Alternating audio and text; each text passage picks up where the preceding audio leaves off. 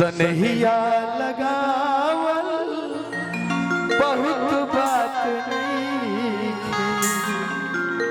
सनहिया लगावल बहुत बात नहीं, नजरिया चुरावल बहुत बात होला, सनहिया लगावल बहुत बात नहीं, नजरिया चुरावल बहुत बात होला।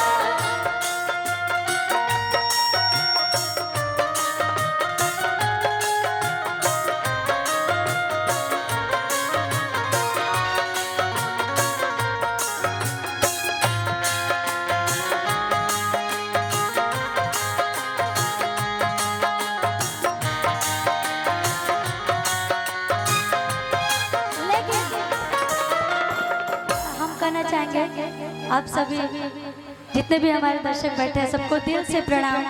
और हमारे अंकल जी जो कि हमेशा आशीर्वाद हमेशा प्यार मिलता रहता है हर एक मोड़ पे, और स्टार्टिंग से एक बेटी की तरह प्यार मिलता है, ऐसे ही हमेशा बना रहे, बस ऐसे ही आशीर्वाद बनाए रखिए। हमें जो तुम्हारा सहारा न मिलता, भंवर में ही रहते किनारा न मिलता, दिखाई न देती अंधेरों में ज्योति अगर